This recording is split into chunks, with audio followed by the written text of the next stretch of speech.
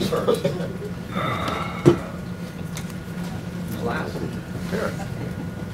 The Warriors are welcoming some people from Paradise High School today. What does it mean to host some people that have been through something terrible? Yeah, well, I'm glad we can at least entertain some people who've gone through a really, really rough, tragic time, and yeah, we're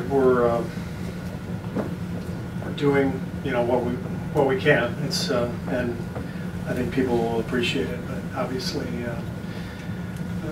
those people up there need much more than just to be able to come to a basketball game. So I would urge everybody out there to chip in and help any way they can.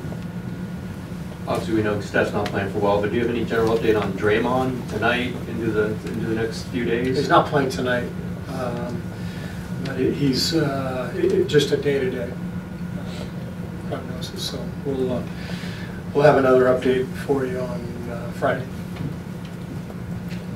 KD used the word rejuvenated today, just kind of the guys having that day off and a good practice. What are you sensing from the team right now?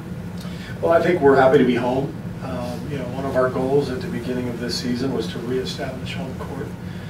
We lost a lot of home games last year, and so the whole point of dominating your home floor is that it always gives you the opportunity to right the ship. When things go awry. So home game tonight. I hope our crowd is in it. I think the players will be ready to roll, and let's go have a great effort. Yeah, Steve, along those same lines regarding the rejuvenation theme, specifically with Kevin, how did you see him get to that point, just given everything he's been through this past week? How did I see him get to the feeling of being rejuvenated? I don't know. He just told you guys that this morning. Why don't you ask him? Fair enough. Okay.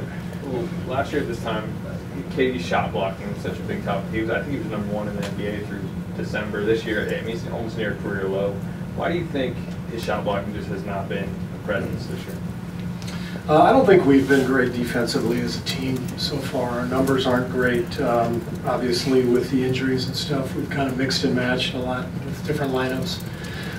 So I think our defense will improve, and I think his shot block numbers will improve as our rotations become more set and we get a better sense of who we are defensively.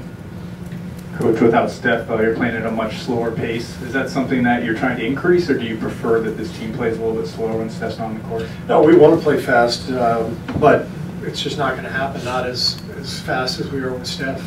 That's just that's the way it goes. Steph does an amazing job pushing the ball. We want everybody to push the ball, but I think the biggest thing is taking care of the ball, trying to get great shots, and then defending. We do those things, then puts ourselves in good shape.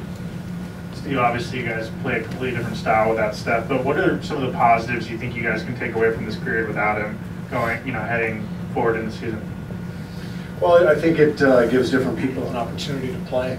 Damian Lee came in, did a great job for us on the road.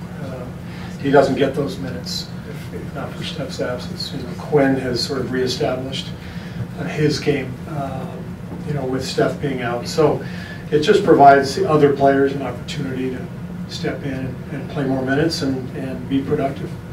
This team's #1 offensive rebounding, second chance points. You guys did a great job against them in that regard. First meeting, is that a high priority again tonight? Yeah, always. When you play OKC, they're a dominant team on the glass. So it requires everybody to pitch in, and the guards can't be leaking out. They've got to get to the elbows. They've got to get a body on people and help the big guys. Steve, what position is Damian Lee playing? That's one guy I can't always figure out what spot he's playing. Does it matter? And is he sometimes playing power forward? He plays winner. Okay. I heard somebody say that one time. It's really corny. He's a wing. We've just played some lineups that have had 4 wings, and so it might have looked like he was the 4.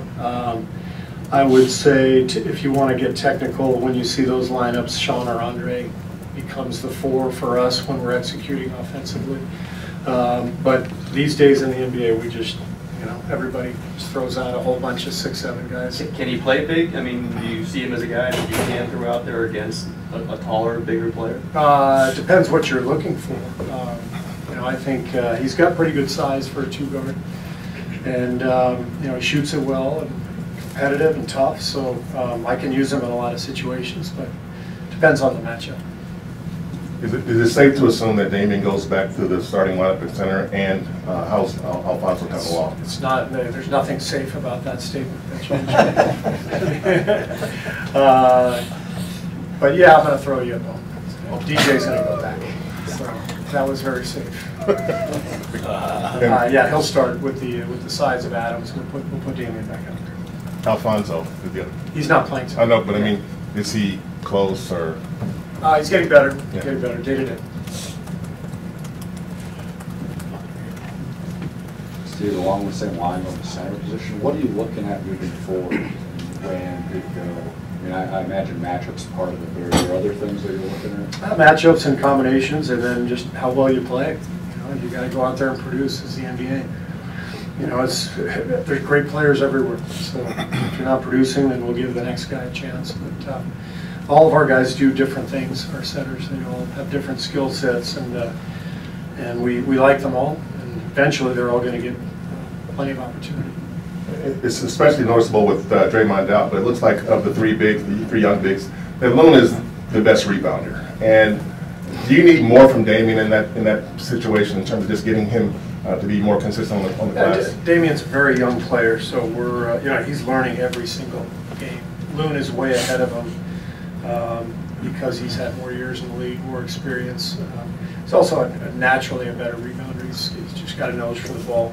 So that is something that we talked to Damian about. We'd like him to be more active on the glass. That means anticipating plays and being proactive rather than reactive. Coach, anything different you're seeing from Paul George so far? He's coming to a pretty strong start. He's always been pretty damn good. He's still really good. I just think more than anything, the continuity of him being in OKC for a second year, that stuff matters. You know, I think no matter how good the player is, his surroundings matter. And once you feel pretty comfortable in a setting, in an offense, in a system, everybody gets a little better. Excellent. Great, thank you.